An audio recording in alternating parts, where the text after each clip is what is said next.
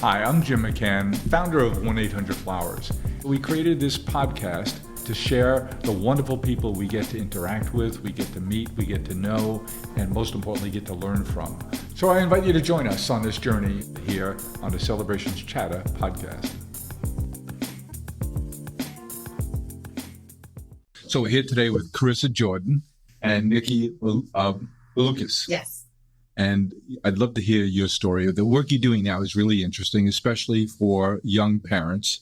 You guys are both working at Goldman. You get to meet one another there. Became friends there, I assume. Mm-hmm.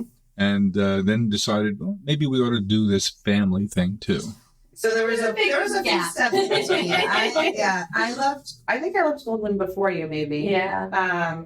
13. I went to do my first startup and moved to San Francisco. Did that for 2 years and then came back to New York.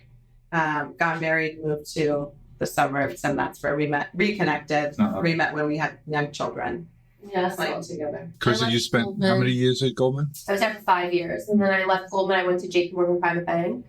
Out here on the island? Out here on Long Island, yeah. And while I was there, Pace a little different? pace was very different. It was night and day. Yeah. And I think Particularly from the credit trading floor. particularly from the credit trading floor with dealing with very, what at Goldman, I was on the institutional side, right? So all of our clients were hedge funds, money managers, very sophisticated investors. When I went over to JP Morgan, I was working with ultra high net worth and high net worth individuals. So people who've made, tens of millions of dollars, who were very wealthy, very successful in their fields. Many of them were not super market sophisticated. So I had to learn to speak a little bit differently, right? And some of that experience actually lends itself nicely to Benjamin Talks, right? So being able to water down complex topics in a way that's easy to digest by somebody who doesn't have that background in finance. Yeah. But while I was at JP Morgan, I became pregnant with my first, and just for a couple of family reasons, and just given the pace was a little bit different, I left after I had him.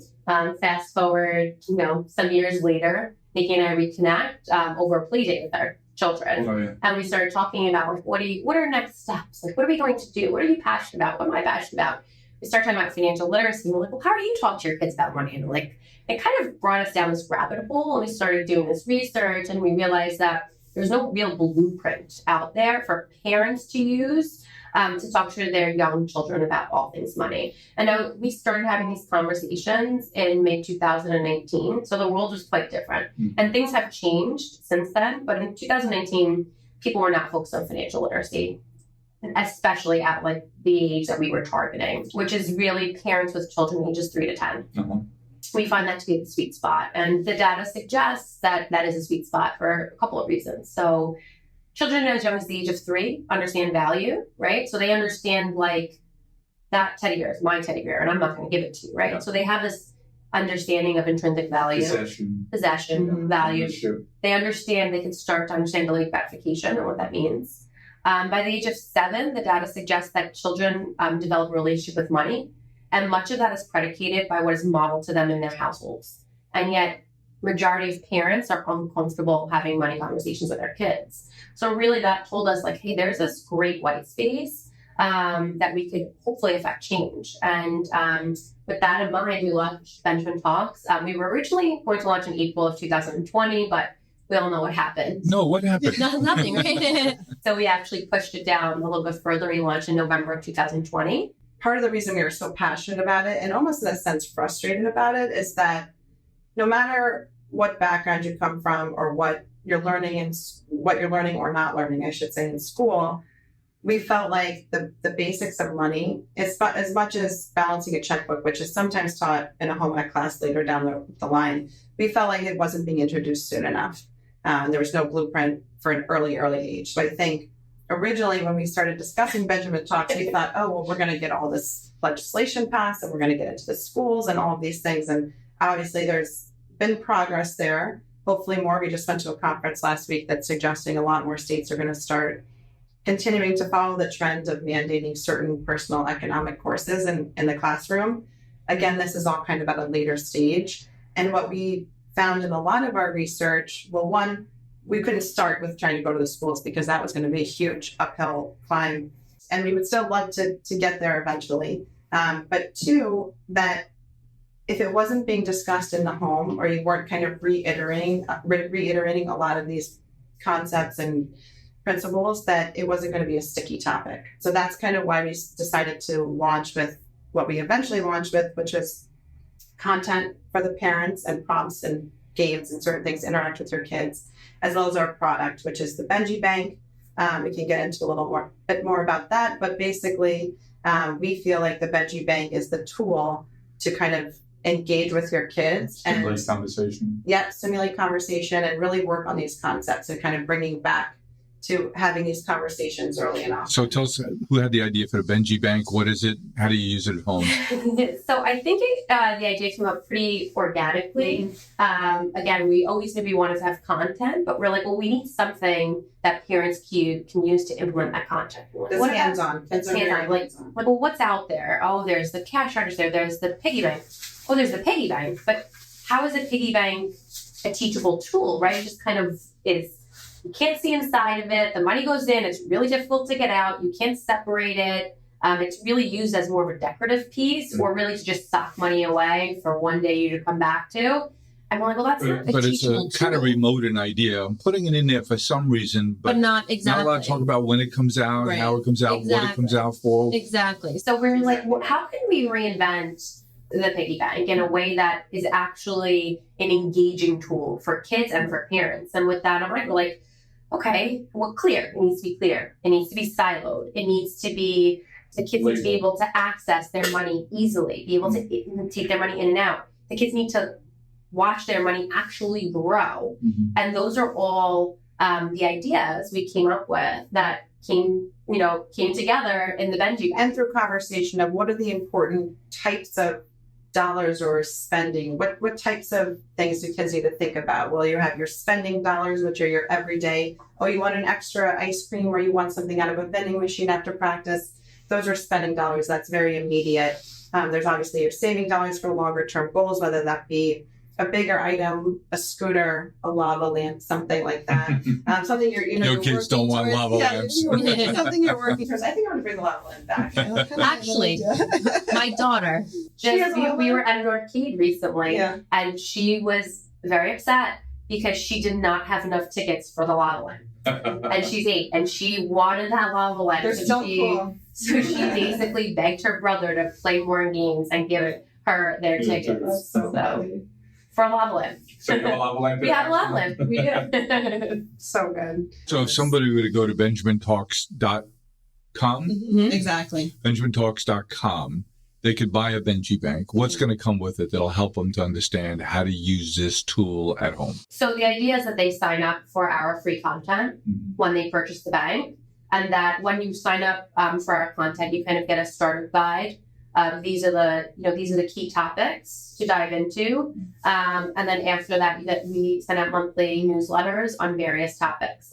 So we recently did one on how to set up a 529 kit plan for your child.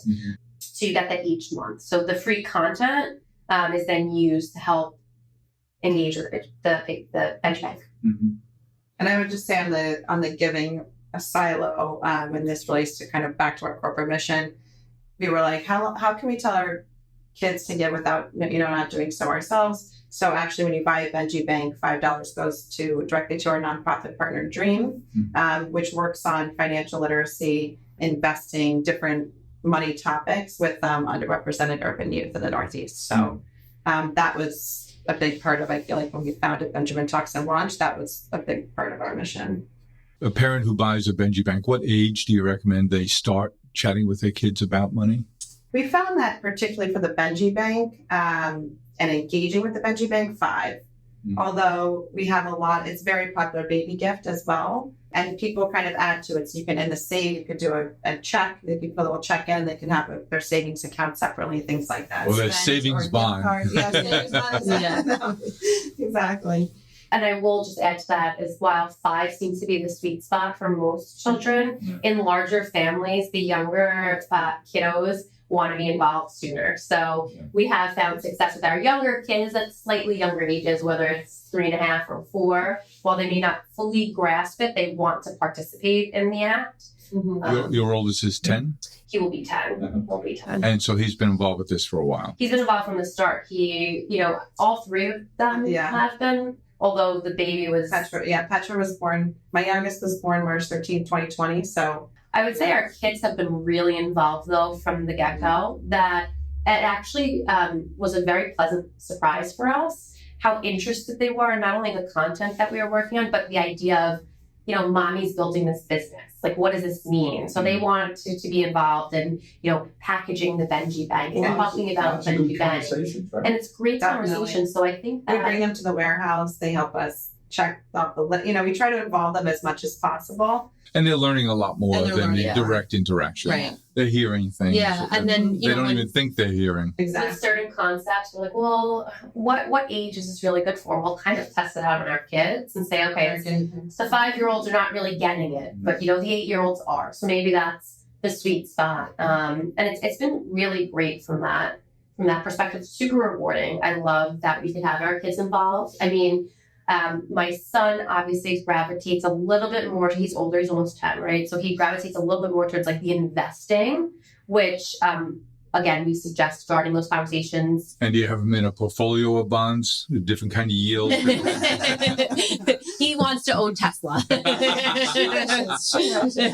He's like, how about Tesla and Disney? I'm like, okay.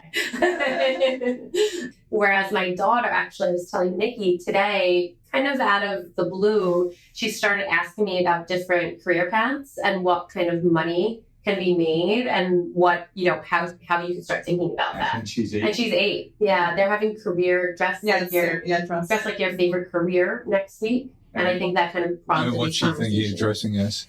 So she's really torn between a dance teacher and a veterinarian. Well, she could be the dancing veterinarian. Exactly. Yeah. So we started talking about that. And also, I think what's important is for parents to take it then like a next step further. So I was like, well, when you're thinking about career paths, you have to think about like, what kind of education do I need? What kind of experience do I need for that? And how does that play a role into my earning potential, but also the costs I need to commit before I even have this job, right?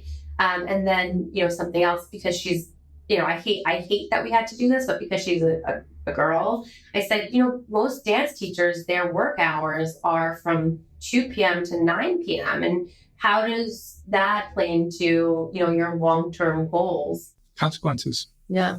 Challenges. And was your experience with your kids? Well, my little one, obviously, that was she's been more interested lately. And I was joking with Carissa, she's the youngest of my 3, but she uses her veggie bank for coins now. She loves the coins, but also still jewelry. So she's participating, but not quite there yet. My 6-year-old is very interested, and that we actually recently, she had a birthday and she got some birthday money, and she was watching something on Poshmark, which is a site that you can repurchase. She really wanted this jacket, ridiculously priced jacket for a 6-year-old. I was like, well, you can watch it on one of the resale sites. Let's see. If you can get it. She was watching, and then finally had enough and put a bid on it, and it got accepted. So that was a really fun activity with her. So let's go down to, you have 3 boxes in the Benji box, and they are? Spending, saving, and giving. Okay, so how do you talk to the kids about the difference in the 3? So when you think about the spend dollars, and again, we're talking to children ages, that are actually using this cash, 5 to 10. Yeah. So your spending dollars are the dollars that you could use every day. So sometimes, a big pain point for many parents is the vending machine. We always tell parents, instead of fibbing and saying, I left my wallet in the car, you say that's not part of the plan today. Let's make it part of the plan next week.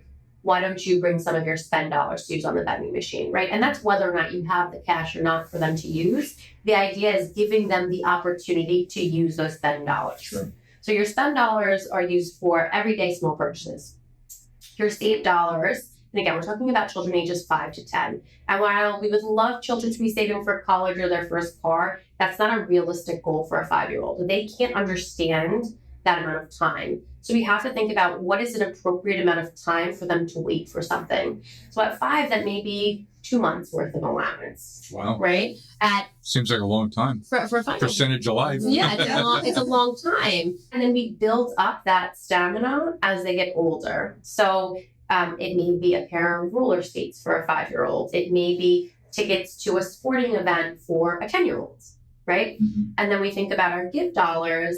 Nikki, you do this a lot from the get-go with your kids. Do you want to talk about? Yeah, so I think particularly this age, there's a lot of opportunities to involve them in giving with the schools. So whether it's a food drive, a clothing drive, a diaper drive, we really like to use the give dollars for those moments. So instead of, I know, and we're all rushed as parents, we're all overextended, but instead of just sending in, shoving in the folder or buying the canned food for that, putting it in the backpack, you take those giving dollars that are in their veggie bank, you take them to the store, you pick out the list of canned foods, you have them pay at the register. I mean, do the transaction. They have to handle the physical cash to help understand the value and how rewarding that is for them. We call it the giving blow. Yeah. It really involves them in the process, and they're proud. They're proudly marching in with the canned goods that they bought, rather than, oh, what are these in my backpack that my mom shoved in and put in the bin. You're really understanding the whole concept of. And how do you talk to them about the fact that there's the 3 silos: spend, give, and save? How do you talk to them about percentages, how they should be thinking about when it goes where? We like to think of it in the terms of, we'd rather have our children make small money mistakes at 5 and 8 and 10 than larger money mistakes at 18 and 20 and 25. Yeah. So while each family is different, and we oftentimes say, like, your family's yours, you do you. For our families, we don't really set hard and fast guidelines. We want our kids to kind of make those mistakes themselves first. So what does that mean, right? So if you have a kid who takes all their money and puts it in their... And where's their money coming from? Allowance. Allowance, okay. And is that... Or birthdays, there's obviously... Yeah. Grandparents. Teeth. Teeth. And how do you start the conversation around charity, saving, giving?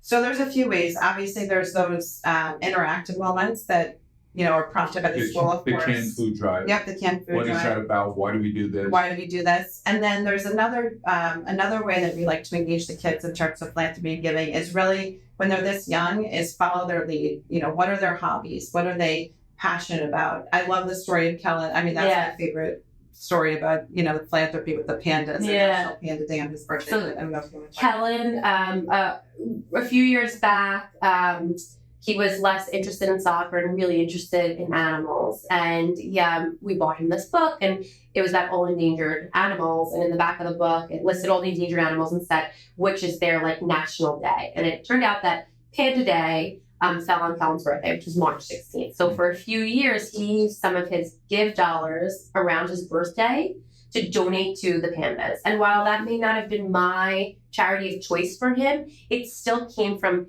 him wanting to give to a cause. Mm-hmm. And as parents, we need to lean into that, because as Nikki mentioned earlier, that gives kids the giving glow. So we really like to hone in on what they're passionate about. Right. Give passions, give local. And obviously, then there's the other prompts from school or different organizations that you may be involved in with a family. Or, going back to family values, for some families that might be giving to the church, or different things in their culture. So I think that also plays into it. So if they're going to go to church with you, you encourage them that if you want to put something in that basket, go to your give box, and what's it? Oh, there's nothing in there. What do you do? Exactly. You have to learn how to change your behavior going forward. I mean, my children are definitely guilty of not having enough in one silo and trying to grab out of another. I go, absolutely not. Absolutely not. You made that decision already. You can't do that. Well, then I'll take it out of my sister's. Yeah. No, but what it can do is, let's say that they want to speed up filling that silo. In addition to what can I do to earn money? Exactly. Then it comes. So what we like to suggest parents do is look around your house, and anything that you would pay somebody else to help you do, use that as an opportunity for your child to earn some extra money. So if you have an older child, and let's say you have a Zoom call to do in the basement, maybe that older child is going to spend the hour babysitting their other 2 siblings, and they can earn for that. Mm-hmm. Or let's say you want to plant a garden and it's just really time consuming. Maybe you suggest your child pitching in and they get paid for that. So we call those extra jobs. And again, that helps build their earning muscles and their desire to earn. I can see how it stimulates a whole lot of really interesting conversations. Talk to me more about allowances. Well, every household is different. I think the biggest part and something that is very core to our belief in terms of what allowance should be is an allowance in our house is a way to learn how to manage money. It's not you're going to do X chores and receive Y amount. It's you're receiving an allowance as a tool to learn how to use money. Just like you can't learn how to play soccer without a soccer ball, you can't learn how to manage money without actually handling money. That said, you receive an allowance by being generally a good teammate in the household. What does that mean? It means whatever your jobs are assigned and helpful tasks around the house. So in my house, that's bringing your plate up, clearing it, putting it in the dishwasher.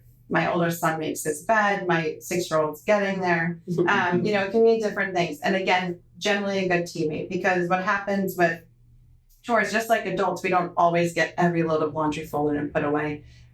Kids are busy. They have other things going on. We're not going to always, it's not going to be so strict with these chore lists. And that's why we find at a certain point it doesn't work. Or kids get to a certain point, we're like, the $3 of allowance doesn't really do it for me. I'd rather sit here and play Fortnite or whatever that conversation looks like in your home. What's most important about allowance is that it's divisible and in terms of what we believe. So you can split it into your spend, save, give. Again, let them make those mistakes, but encourage them to do so. We go by age and divide it by half. So my 6-year-old gets $3, my 8-year-old gets $4. As long as it's divisible, that's what is important, and that they're generally a good teammate. That's kind of our thought. Divisible into the 3 divisible, categories. yes, exactly. Mm-hmm. But right away, there's always got to be some giving. Yes. Well, we encourage it. And again, if they then, how are they going to feel if they don't put any money in their give and they're asked to bring in canned goods for a food drive and they don't have money to spend on those canned goods? While it may really hurt the parent to not have them bringing those canned goods, it's a teachable lesson and they should understand what that feels like. And you'd rather learn on this scale than, I don't have enough in my save to pay for my credit card later on, right? Like these are many money mistakes. We put our heart into everything we do. We are farmers, bakers, florists, and makers who grow and create with a passion. 1-800-Flowers. Share with love. You emphasize how important it is that it includes currency, coins, and you mentioned that your daughter's fascinated by coins, and that you give a Susan B. Anthony, I assume, dollar coin. The world's increasingly getting cashless. Yeah. How do you guys think about the impact that has on young parents and their kids? I had that direct conversation with my almost 10-year-old last month or 2 months ago, and he said, I really think it's time for me to get a debit card. And I said, whoa. I go, let's talk about this. And we spoke about it. Does he have a phone yet? No, I have a very strict policy. Okay, your kid's asking you for a debit card, which knocks me over. Yeah. And I said, but I need a Venmo account, Mom. So I think, Venmo is not, he's not even thinking about Venmo, but I think when we think about debit cards, we've always had this thought that the world is going digital. Sure. To say that our kids are only going to use cash forever, it's naive. It's not true, right? It's what we do at Benjamin Talks is prepare kids so that they are ready for a debit card. That they if they go right to debit, it's like there's a reason why there's no cash in a casino. Right. Yeah, exactly. There's a reason why you play with these funny, colored, beautiful, fun to play with chips. They have to know what it feels like for them when they spend money, so that money to actually disappear. It's not why that doesn't exist to them. It doesn't exist. Yeah. So we believe that children will eventually get debit cards, right? But you need to know that they're ready for debit cards. Have they been receiving? This is part of the education. This is part of the education. Have they been receiving a cash allowance? Are they comfortable budgeting? Are they mindful spenders? What are they going to use their money for? Have they felt the pain of not having? Exactly. So because when you have a card, you don't if feel it's that a pain. charge card, you could slip into avoiding pain. So they don't, for the kids, they don't really have access to the credit component, but it would be that debit card. And again, it's like that digital, virtual kind of. There's always that one family. Always. Always. So while I do think it's child specific, if your child has a solid foundation of what is money, what are my spend dollars, what are my save dollars, what are my give dollars, have I budgeted, have I learned delayed gratification, am I a mindful spender, then maybe they are ready for a debit card.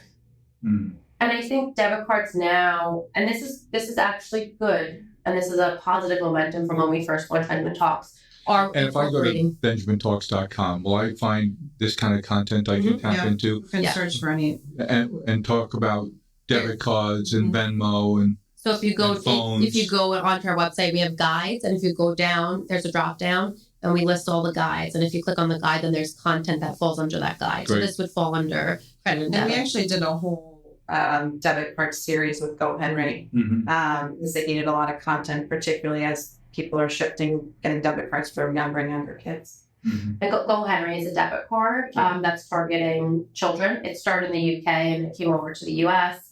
They've actually have built in a bunch of financial literacy content within their app, which we think is great. Again, the more people that have access to financial literacy, the better it is for society. So we're here for that. And I think that's, again, a positive momentum that we're seeing across the debit card space. So I'm a grandparent. I had my 2-year-old granddaughter and her 5-year-old, soon-to-be 6-year-old, a couple of days after your son. This weekend, I want to buy them a Benji Bank. What do I do? BenjaminTalks.com. Or BenjaminTalks.com. How much does it cost me to buy a Benji Bank? So the standard Benji Bank that's not personalized, which I think we have one back there. Let me bring it up. The front.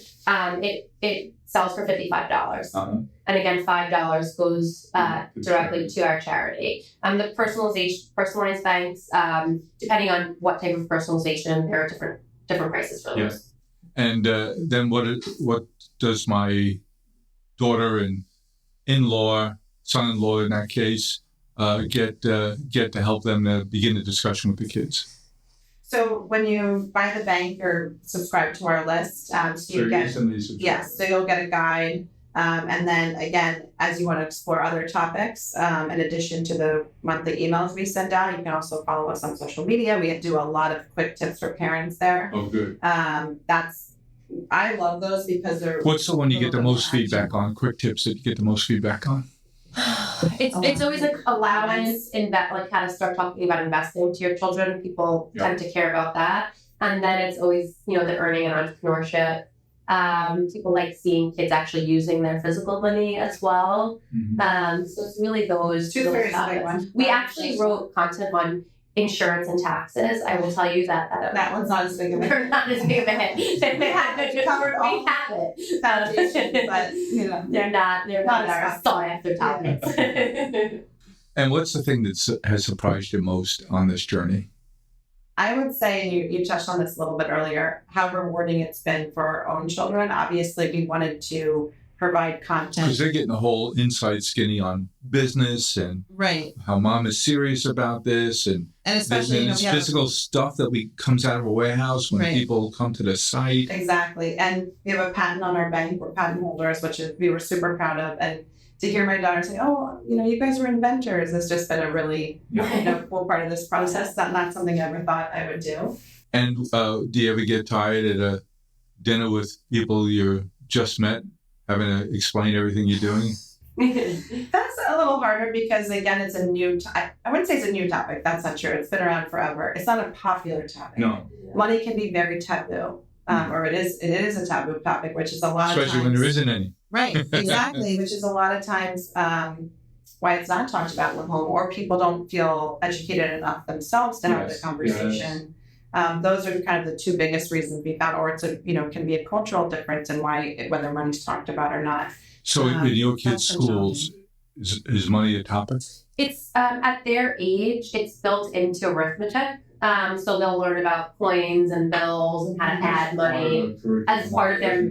Yeah, exactly. They'll speak a little bit about currency and social studies, but there's no. It's a quick unit. But some teachers do set up the classroom economy, so we have seen that. But it's very at the grade school level. It's very teacher specific, and if they want to include it or not. Your oldest is 8, Nikki. Any investing conversations there? So it has I started. know we all know about Tesla and Yeah. Disney. That is not financial advice. This would be more Nike right now. It has started in terms of interest, and I have a little account friend that we talk about, and we use even just Google for that to show him how his stock is doing. But it's early stages, very early. But the whole concept that anybody can own a piece Yes. of a company he knows very well. Yes, definitely. That is one of the first things we say. Again, following their lead in terms of interest, so that they want to learn more and ask more questions. But being an owner, I was funny story. The Disney story. We were in Disney a little while back, and this is right before we went.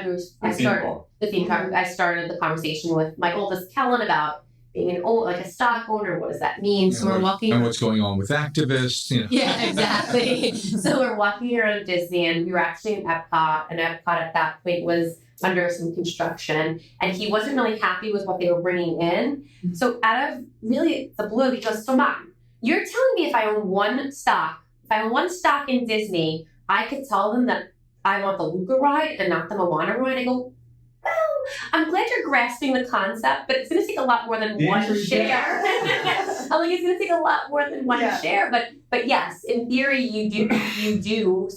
Stock owners have a say in certain parts of the business. Ask Mr. Peltz. Yeah. So again, does it have to be 100% accurate or the most sophisticated understanding at 8 or 9 or 10? No, but it's just thinking about the concept. That's really important because you want to build on these conversations over time. So that they'll have a really strong foundation when they're 18 and 19 and 20. You're not expecting them to get it all right at 8 and 9. I love what you're doing with Benjamin Talks and with the Benji Banks and the topics you're covering. I would imagine your information is in high demand in social media because young parents now, how do you handle these subjects? Whether you have a lot or you have very little, it's an important subject nonetheless, maybe more important than either of those extremes. But congratulations to you on the business you're building and the business you've built and the work you do. It's doing well by doing good, and that's nice. But let me take you to another subject. Conversation this morning, this guy you may have heard of, his name is James. He was in on a conversation. James is Carissa's husband. And there were 4 guys who were having a conversation, and we were talking about the stress of working at a place like a Goldman Sachs in a trading environment. And there were 2 of us sitting there who said, we've never worked in big companies. Stress for us is you got payroll on Friday and you know you don't have enough to cover it. And you have a truck waiting to get into someplace and they're not letting them in. And if it doesn't get in, you're going to lose the account and you already spent all the money. So we understand stress. And the 2 of us are sitting there saying, how stressful could it be that you're in this beautiful office setting? Air conditioning works. When you want food, they bring you food. And the 2 of us are sitting there saying, yeah, we hear you talking about stress, but we don't get it. That's not real stress. Is it? Well, actually, we've seen both sides of that at different levels. But I will say one of the most stressful things, and this was not at Goldman, was when our Benji banks were stuck on a freight, just sitting in a harbor, and we had to have an inventory minimum to sell on a different website, and that was very stressful. That was very stressful. So they were like, "Well, what are you going to do? What are you going to, what can you give us to get the Benji banks out of the harbor?" And that was a very high stress situation. I think a little more stressful than anything in the trade. Well, I think it's a different type of stress. I think on the trading floor, I was a trader, right? So I took risk. So pretty instantly if a trade you did is good or bad. And I think it's constantly having to be on. That's really stressful, right? So you're always operating at such a high level. It's really hard to come down from that. I think also the fact that you're risking fertile capital is really stressful, right? Especially if you have to consider, P&L targets. Then you're talking about risk and how much risk it's going to impose on the company. I would say that working on the trading floor was the most stressful period of my life. That being said, having children easy. In some ways, I will say it made the sleepless nights easier, right? So I think it's the stress is different. It's different. It doesn't make one more, and this is something that James and I talk about often. He's always like, my job is so much stressful than everyone else's job, and I go, that's not fair, right? First of all, true. And it's also subjective. Like your stress tolerance is different from somebody else's stress tolerance. It's just different, right? It's just different. And it's not fair to say that one stress is more or less than somebody else. Whenever we used to, right before we used to allocate, big deal, I always remember this.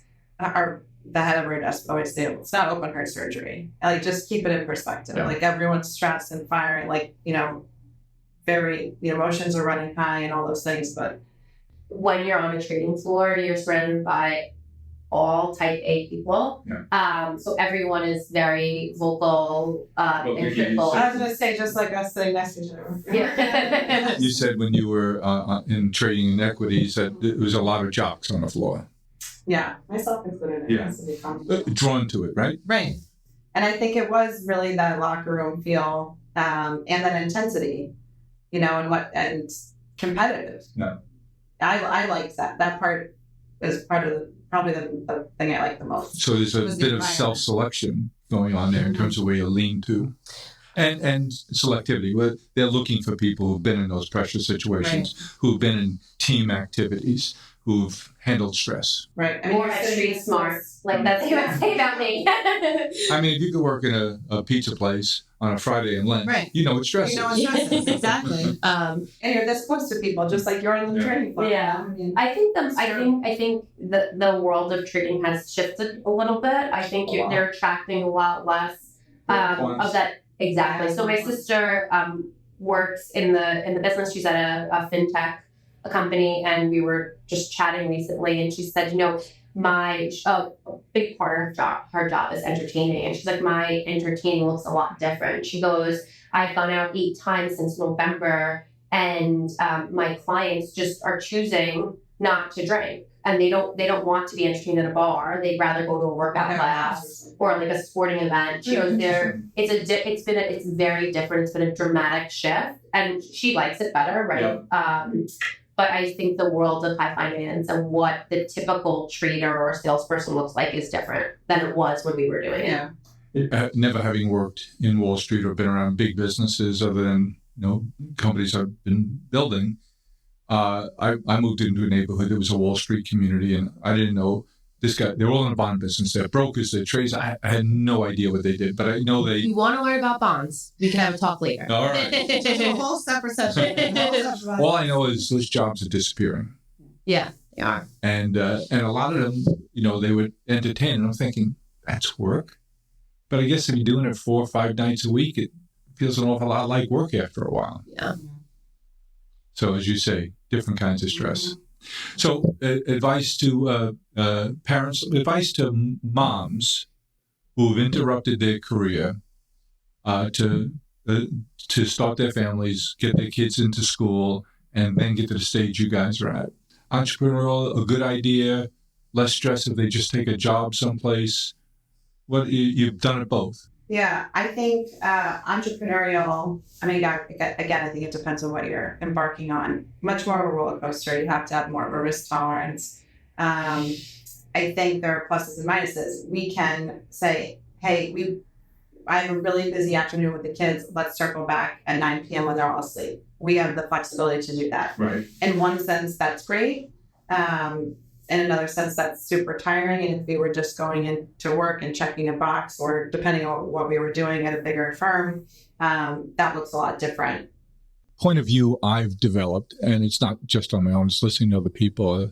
I like Professor Scott Galloway from NYU. He does several different podcasts, and he teaches at the Stern School. He's a marketing professor.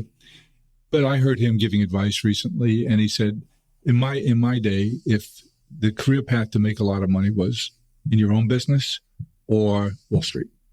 And Wall Street, especially in the New York area, pays disproportionately. So I've seen a bunch of people I'm very fond of who get trapped. Yeah. 50 years old and their world goes away and all they know how to do Straight bonds. is arbitrage on bonds in this bandwidth. What are your other skills? What do you do in social media? I really don't do anything in social media. How are your PC skills? I can do a spreadsheet for bonds. Yeah. So here they are, 50 years old, been making real money, no capital at risk, stress of different kinds for sure. But now what do they do for the next 20 or 30 years of their productive work life with no skills? It's tough because now you're asking employers if they want a job to take a chance on them. And then they're always saying, I spend a year or two educating this person. How much longer are they going to be working? Or the next bond opportunity comes along, it's going to pay 2 or 3 times what I can. Right. And they're gone. I think that we always joke we wear many hats as being entrepreneurs. I never thought that I was going to be head of logistics, but here I am, head of logistics. So I think when you're an entrepreneur, especially when you're starting something from scratch with a small team, you do get that exposure to many assets of building a business, and you are broadening your skill set. But I mentioned Professor Galloway. His point of view is there's a new opportunity now for careers that didn't exist 20 years ago. And that is going to work for a big platform tech company. You can make an enormous amount of money, Wall Street-esque or better, no capital at risk, and kind of unstressful work environments. Is that a new career path optionality? Do you think 12 years from now you're encouraging your daughter or your son to think about, well, going to work for a big company isn't a bad thing? Right. I mean, I think there's a lot of benefits to working for a big company. I think particularly when you're first starting out, and I said this to my younger brother who's 9 years younger than me, you can't replace the training. You can't replace the training in a big company. And you're getting paid to go to school now. Yeah. So, I mean, I would never trade going to a big company first. I don't think I would have been able to, there's obviously exceptions to that if you're inventing something specific or certain tech, but I think going to a big company will never be a bad choice, particularly early in your career. Because you're learning, you're getting paid really well. Yeah. Certainly good on the resume. The benefits are incredible. The benefits are incredible. That's not something you're getting at a startup. No. It's quite interesting. So James and I recently had this discussion, and he's like, we should just be encouraging our kids to be entrepreneurs. And I said, we should. I go, but it is invaluable, the experience they will get from working at a top firm or company in the space that they're passionate At a about. consulting firm, where you get to learn about all different kinds of industries. Mm-hmm. I go, so while I agree that is a great, thing for us to encourage, that entrepreneurial spirit, the amount of skills that they'll learn from a firm, the network that they'll build. I go, you're forgetting one thing. Like, they're going to have access to a much larger network, right? Like, I mean, we know, what it's like from Harvard and working at Goldman. Having access to a network is really important. Okay, you've had the good fortune of going to a top branded school. And my guess is there's maybe 25 brands in higher education that matter. The rest don't matter, in my opinion. If you have the opportunity to go to a top tier school, how important is that from a career point of view?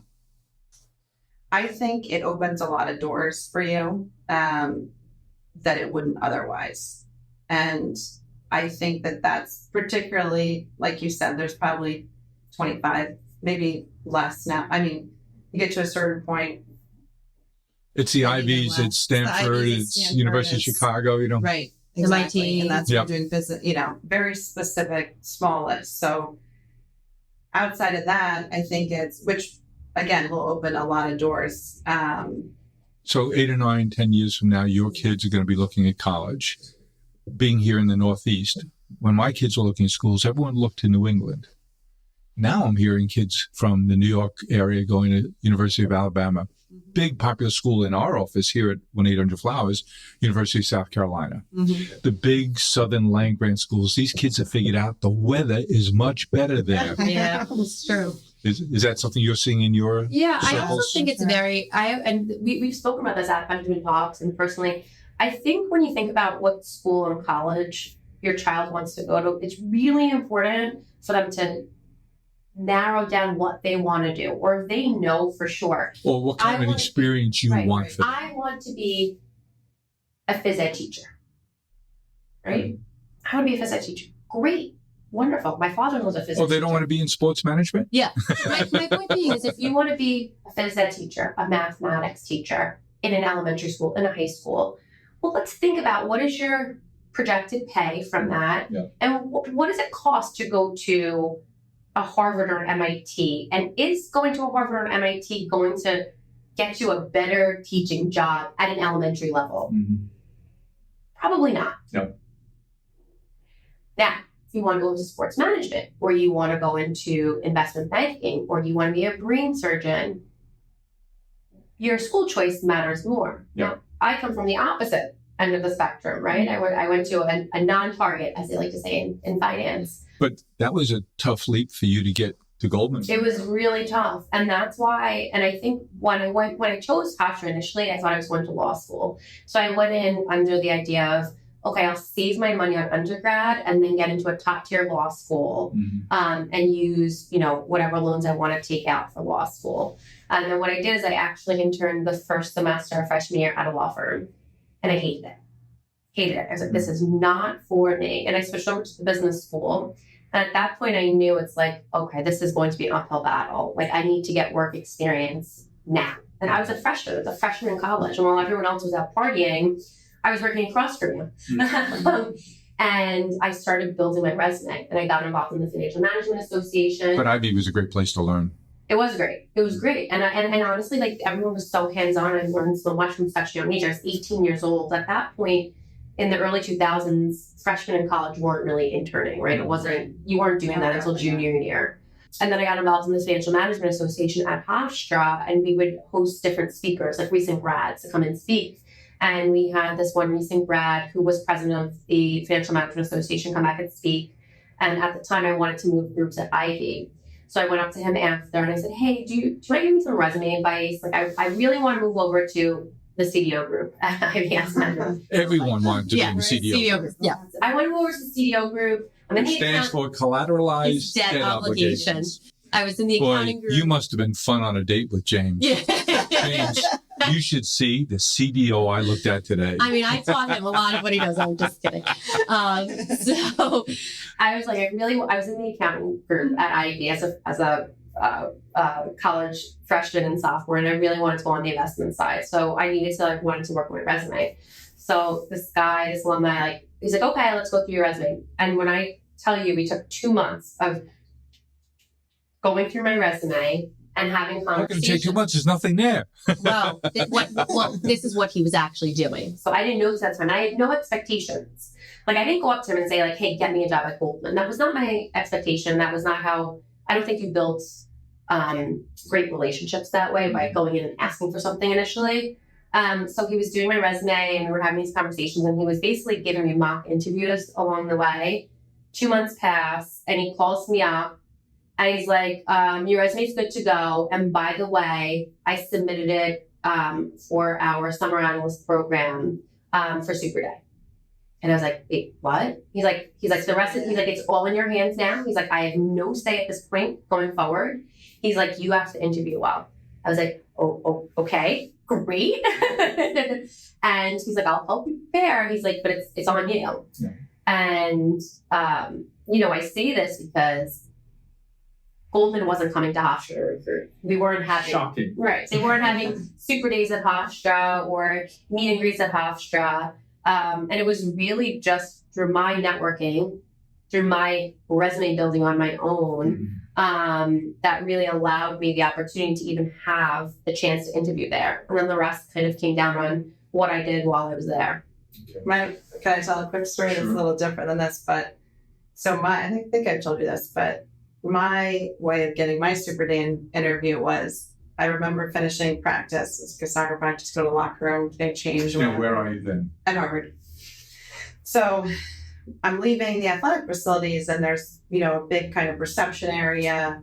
I look in, there's a big sign. It's like, men's undergraduate athletics, Goldman Sachs, Morgan Stanley, JP Morgan, recruiting day. And I'm like, well, I want to go do that. So there's this whole reception setup. It's all for undergraduate male athletes. And I just walked in and I introduced myself to a hockey male alum who then became my mentor, who's still my mentor now. I first sat on his desk as an intern, but I just walked in. I was like, well, I don't want to work at Goldman Sachs. Like, I don't want to work on the trading floor. But it was all for, and now there's That's great. events for everybody, which is awesome. But yeah, I was like, I'm going to walk through this reception. So, And did you feel the eyes on you? Yeah, oh, definitely. And it's like, well, we were invited here. I was like, well, I'm here. So, and I'm staying here. Which caught the attention. Which was, yeah. So, okay. BenjiTalks.com, Benji Banks, all the content you have, all the things you're doing on social media. 5 years from now, your kids are in high school. What do you think is going to be the big challenge to young parents like you with kids in high school 5 years from now? I think, you're starting to, Kellen asking for a debit card, that's kind of the first intro. I think College talk is going to be college brewing. talk, we'll see what it looks like then. That landscape could look I think different, also too. when they eventually get social media, whether we like it or not, they're going to be on social media at some point in high school. There's no delayed gratification. There's no delayed gratification, and I think there's also this, everything is smoke and mirrors, right? So and as adults we know this, there are these influencers that post that they're on a private jet going somewhere, and then you find out that they weren't, that they just have this AI background that shows that they're on a private jet. Who's the guy that's so popular now? The young guy brings his friends to this tripped out yacht. Mr. Beats. Mr. Beats. Yeah. So I think when you My 10-year-old grandson is in love with him. yeah. As well as 10-year-old boys are. Yeah, 100%. They all at least know who And I think we have to, as parents, teach our children that not everything you see on social media is real. And in fact, most of it isn't real. No. And you aren't supposed to try and keep up with the Joneses. And I think The irony is you have this platform, which is social, and you think would give people more of an opportunity to feel less lonely, and it's having the opposite impact. Exactly.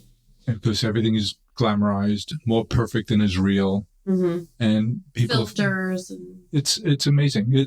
I don't envy you as being young parents right now, and I think it gets tougher as they get into the high school years and maybe through college. And by the way, when your kids are in their 40s, I'm here to tell you, it's not any easier. Great. On that note, there's wonderful mountaintops along the way, but in between, there's a valley or two. But I do have one in for you. If you're fortunate enough to be able to, your kids won't mind being seen with you in public, even after they have their own kids, as long as you're paying for dinner or for the vacation. So keep that in mind. Exactly. Just a little thing I've learned along the way. I love it. Well, Carissa and Nikki, thanks so much for being with us here today, sharing all your good information. I'm sure there's a lot of young parents who are going to benefit from hearing what you have to say today and tapping into BenjaminTalks.com to get all the content we couldn't cover today. So thanks for your time and all your great info. Thank for you. having us. It's my sister's birthday. Go to 100flowers.com. They have tons of great birthday gifts. Wow. Wow. Happy birthday, baby. Wow. Yummy. I got to contain myself. 1-800-Flowers. Celebrate the people you love.